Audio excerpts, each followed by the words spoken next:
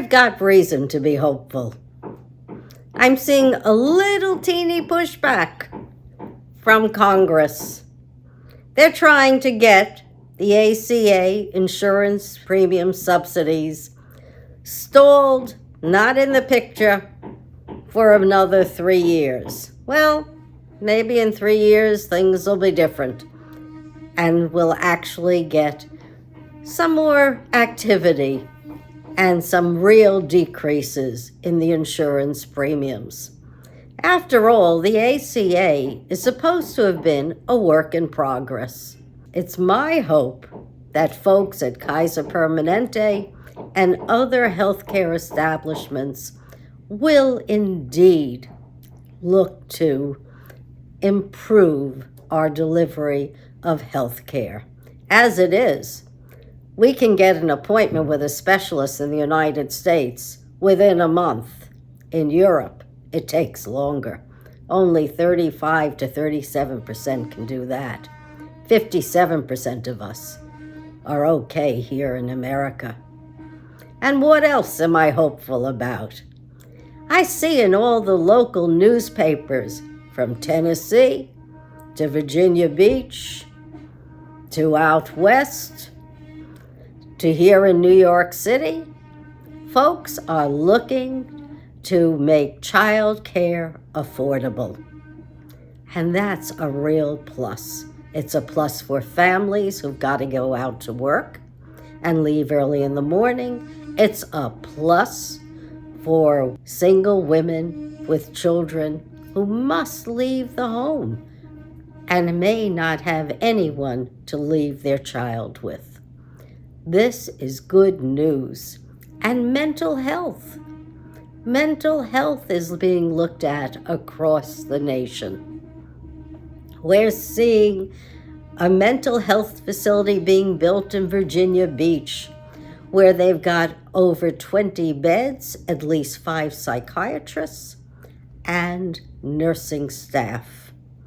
This would be wonderful if we could get mental health treated across the nation. And you know, it's not a bad idea to have psychologists and sociologists and anthropologists look at AI and develop it so it is human-friendly. AI evidently does have a worth more than just copying everything that we say. AI can actually look at data, and if it's used properly, it can tell us where are the floodplains. Don't build there. It can tell us what molecules should be tweaked so we have new drugs.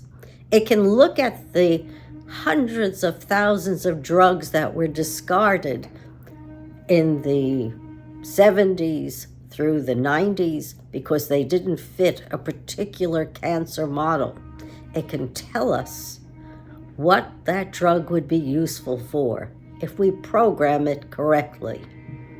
And now I understand that AI can be used to tweak quantum qubits. Well, quantum technology, as far as I'm concerned, is the wave of the future. Really is, folks. According to my grandson, who's an expert in drones and robotics, he says, you know, you got quantum computing, you can actually build some kind of a staircase to the stars. We may be able to launch rockets a hell of a lot easier than we are today, and we might be able to design them a little better than we did years ago. So quantum physics is indeed the new frontier, along with fusion technology, where we don't need to use nuclear energy in an explosive form. The end result of fusion technology is water.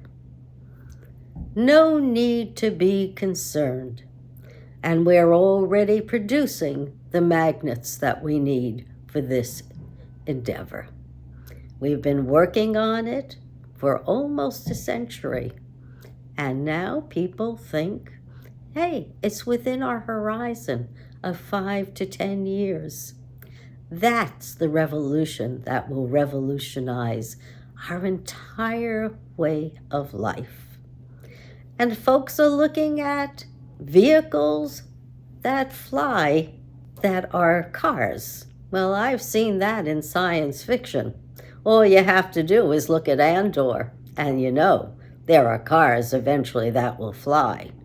My only problem is, let's not interfere with commercial flights, and let's not interfere with the public either.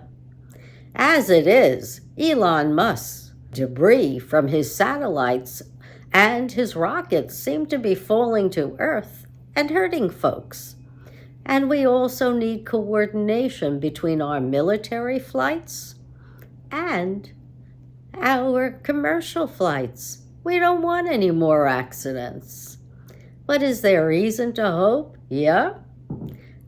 The Senate is passing a bill to stop Trump's invasion of Venezuela. So there's a lot going on.